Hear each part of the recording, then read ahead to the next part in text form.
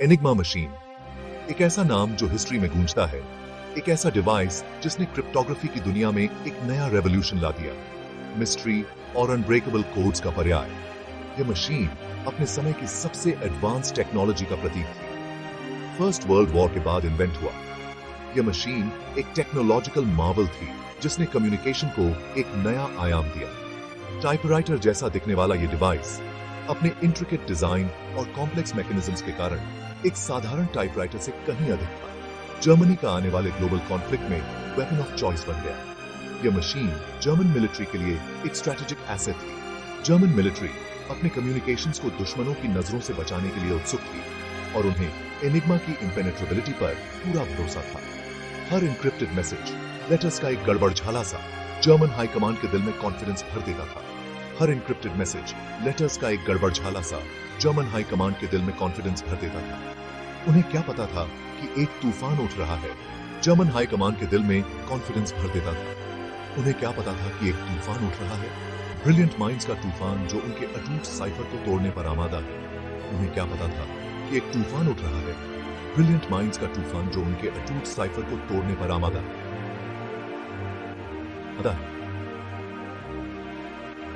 Brilliant minds का तूफान जो उनके अटूट साइफर को तोड़ने पर आमादा है।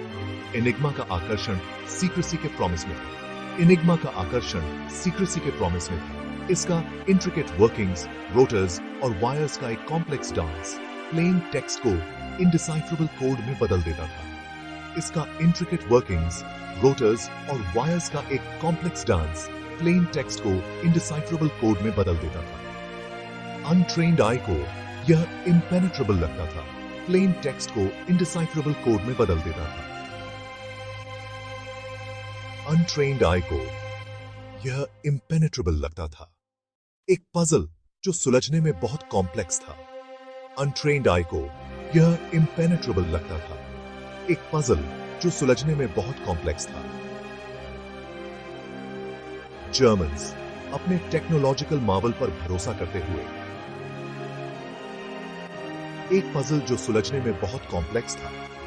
जर्मन्स अपने टेक्नोलॉजिकल मार्वल पर भरोसा करते हुए सेंसिटिव इंफॉर्मेशन फ्रीली ट्रांसमिट करते थे। जर्मन्स अपने टेक्नोलॉजिकल मार्वल पर भरोसा करते हुए सेंसिटिव इंफॉर्मेशन फ्रीली ट्रांसमिट करते थे। उन्हें इस बात का जरा भी अंदाजा नहीं था कि उनके हर मैसेज को इंटरसेप्ट किया जा रहा है। सेंसिटिव इंफॉर्मेशन फ्रीली ट्रांसमिट करते थे। उन्हें इस बात का जरा भी अंदाजा नहीं था कि उनके हर मैसेज को इंटरसेप्ट किया जा रहा है, एनालाइज किया जा रहा है। उन्हें इस बात का जरा भी अंदाजा नहीं था कि उनके हर मैसेज को इंटरसेप्ट किया जा रहा है, एनालाइज किया जा रहा है और स्लोली बट श्योरली डिसाइफर किया जा रहा है। एनालाइज किया जा रहा है और स्लोली बट श्योरली डिसाइफर किया जा रहा है। एक बैटल ऑफ विट्स के लिए स्टेज सेट हो चुका था और स्लोली बट श्योरली डिसाइफर किया जा रहा है। एक बैटल ऑफ विट्स के लिए स्टेज सेट हो चुका था, एक ऐसा बैटल जो एलाइड कोड ब्रेकर्स की इंजेन्युइटी को जर्मन वॉर मशीन की ताकत के सामने खड़ा कर देगा।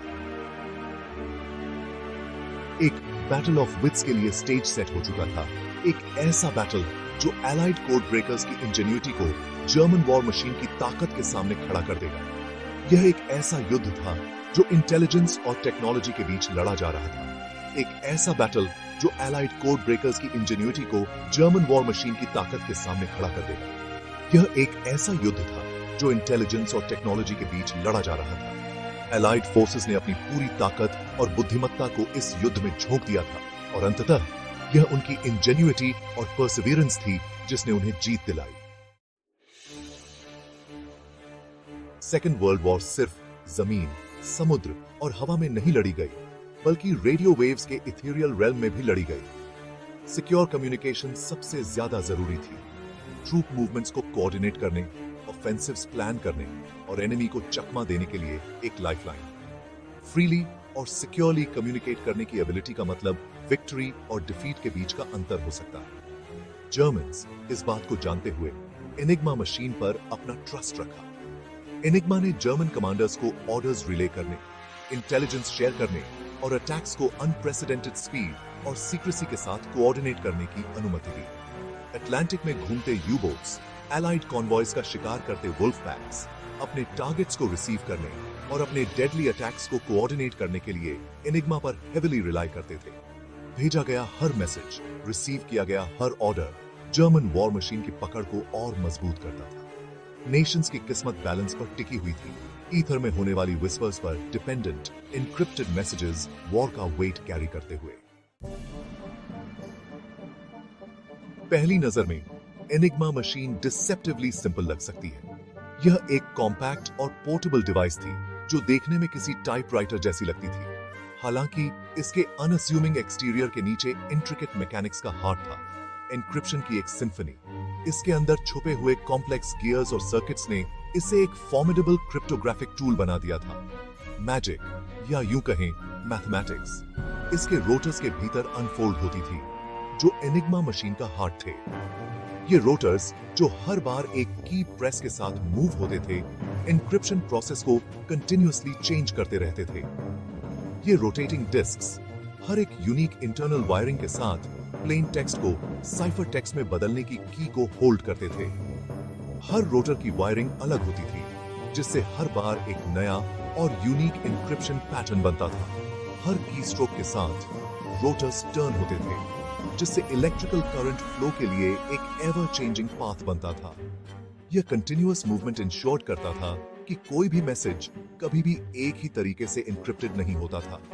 लेकिन रोटर्स एनिग्मा के इंट्रिकेट डिजाइन का सिर्फ एक हिस्सा थे। इसके अलावा भी कई कंपोनेंट्स थे जो इसे इतना कॉम्प्लेक्स और सिक्योर बनाते थे। कॉम्प्लेक्सिटी की एक और लेयर ऐड करता था प्लग बोर्ड, एक पैनल जो ऑपरेटर्स को लेटर्स को रोटर्स तक पहुंचने से पहले ही स्वैप करने की अनुमति देता था। यह प्लग बोर्ड, जिसे स्टैकर ब्रेड भी कहा जाता था, एन्क्रिप्शन प्रोसेस को और भी ज्यादा कॉम्प्लेक्स बना देता था। केबल्स के साथ लेटर्स के पेयर्स को कनेक्ट करके प्लग बोर्ड स्क्रैम्बलिंग का एक एडिशनल लेवल इंट्रोड्यूस करता था और किसी भी पोटेंशियल ईव्सड्रॉपर्स को और कंफाउंड करता था। यह additional layer of security ensure करती थी कि even if someone intercepted the message, उसे डिक्रिप्ट करना ऑलमोस्ट इम्पॉसिबल हो जाता था। इस सीमिंगली सिंपल एडिशन ने पॉसिबल सेटिंग्स की संख्या को एक्सपोनेंशियली बढ़ा दिया, जिससे एनिग्मा का कोड क्रैक करना और भी ज्यादा चैलेंजिंग हो गया। एनिग्मा मशीन की कॉम्प्लेक्सिटी और इंजेन्युइटी ने इसे ओटी के दौरान एक एसेंशियल टूल बना दिया, जो एलाइड फोर्सेस के लिए एक कांस्टेंट चैलेंज था। Section 4, the first cracks, Poland's unsung heroes.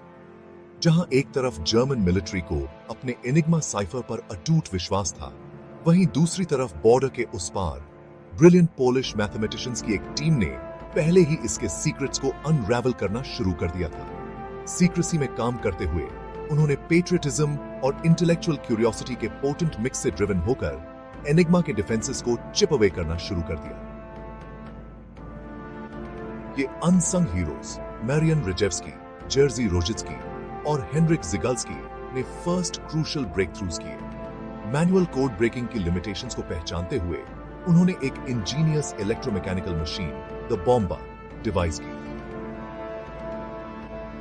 यह मोर फेमस ब्रिटिश बॉम्बर का प्रीकर्सर था, जो पॉसिबल सेटिंग्स की संख्या को ड्रास्टिकली रिड्यूस करने के लिए एनिग्मा के ऑपरेशन में पैटर्न्स का इस्तेमाल करता था। एनिग्मा कोड को ब्रेक करने में पोल्स की सक्सेस, वो भी लिमिटेड टाइम के लिए, उनकी इंजेन्युइटी और डिटर्मिनेशन का प्रमाण थी। उनका काम हालांकि उस समय लार्जली अननोन था। एलाइड कोड ब्रेकिंग एफर्ट जो आगे फॉलो हुआ, उसकी फाउंडेशन ले करेगा वो ये के थी।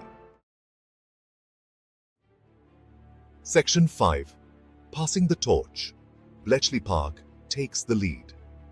जैसे ही वॉर का साया बड़ा होता गया, पोलिश कोड ब्रेकर्स ने इमिनेंट जर्मन इन्वेजन का सामना करते हुए अपने एलाइज के साथ अपने नॉलेज को शेयर करने का मोमेंटस डिसीजन लिया। ये डिसीजन न केवल उनके लिए बल्कि पूरे एलाइड फोर्सेस के लिए एक गेम चेंजर साबित हुआ। पोलिश कोड ब्रेकर्स ने एनिग्मा मशीन के इंट्रिकेट वर्किंग्स को डिकोड करने में जो सफलता पाई थी, वो अब उनके एलाइज के लिए एक इनवैल्यूएबल एसेट बन चुकी थी। एस्पियोनाज के एक डेयरिंग एक्ट में एनिग्मा के सीक्रेट्स को उनकी बॉम्बा मशीन के वर्किंग रेप्लिका के साथ पोलैंड से बाहर स्मगल किया गया और आखिरकार ये ब्रिटिश और फ्रेंच इंटेलिजेंस के हाथों में पहुंच गया। ये एक हाई स्टेक्स ऑपरेशन था जिसमें कई लोगों की जान खतरे में थी, लेकिन इसका इंपैक्ट इमेजरेबल था। एनिग्मा मशीन के सीक्रेट्स एलाइड फोर्सेस के हाथ में आना एक ऐसा मोमेंट था जिसने वॉर की डायनामिक्स को बदल दिया। इंफॉर्मेशन के इस क्रूशियल एक्सचेंज ने वॉर में एक टर्निंग पॉइंट मार्क किया, जिससे एलाइड कोड ब्रेकिंग एफर्ट्स का फोकस लंदन के नॉर्थ में एक क्वाइट एस्टेट ब्लेचली पार्क में शिफ्ट हो गया। ये एस्टेट अब एक स्ट्रेटेजिक हब बन गया था, जहां पर दुनिया के सबसे ब्रिलियंट माइंड्स एक कॉमन गोल के लिए जुटे थे। यहां पर हर दिन, हर घंटे एक नई उम्मीद और एक नई स्ट्रैटेजी के साथ काम किया जा रहा था। बकिंगमशायर कंट्रीसाइड में स्थित ब्लेचली पार्क ब्रिलियंट माइंड्स का मेल्टिंग पॉट बन गया। यहां पर हर कोने में एक नई कहानी थी। हर व्यक्ति के पास एक यूनिक स्किल सेट था जो इस मिशन के लिए क्रिटिकल था। ये एक ऐसा स्थान बन गया था जहां पर इनोवेशन और डिटर्मिनेशन का संगम हो रहा था। मैथमेटिशियंस, लिंग्विस्ट्स, चेस चैंपियंस और क्रॉसवर्ड एंथुसियास्ट्स को रिक्रूट किया गया। एनिग्मा के खिलाफ फाइट में उनके यूनिक स्किल्स को एसेंशियल माना गया। ये लोग अपने अपने फील्ड्स में एक्सपर्ट्स थे और उनके कलेक्टिव एफर्ट्स ने एनिग्मा के कॉम्प्लेक्स कोड्स को ब्रेक करने में एक डिसाइसिव रोल प्ले किया। यहाँ पर हर व्यक्ति का योगदान महत्वपूर्ण था, चाहे वो एक मैथमेटिशियन हो या एक क्रॉसवर्ड एंथुसियास्ट। कभी शांत रहने वाला एस्टेट एक्टिविटी के हाइव में ट्रांसफॉर्म हो गया। एक टॉप सीक्रेट फैसिलिटी जो टायरलेसली काम कर रही थी एनिग्मा की वॉर पर पकड़ को तोड़ने के लिए। यहाँ पर हर दिन एक नई चैलेंज होती थी और हर रात एक नई विक्ट्री की उम्मीद। ये एक रिलेंटलेस परस्यूट थी जहां पर हर मोमेंट क्रिटिकल था। जर्मन कम्युनिकेशंस को डिसाइफर करने की रेस शुरू हो चुकी थी, एक ऐसे कॉन्फ्लिक्ट में क्रूशियल एडवांटेज हासिल करने के लिए जो इंक्रीजिंगली डेस्परेट होता जा रहा था। ये एक ऐसी रेस थी जिसमें हर सेकंड काउंट करता था और हर डिकोडेड मैसेज एक नई उम्मीद लेकर आता था। ब्लेचली पार्क के कोड ब्रेकर्स ने अपनी इंटेलिजेंस और डिटर्मिनेशन से वॉर के कोर्स को बदलने में एक पिवटल रोल प्ले किया।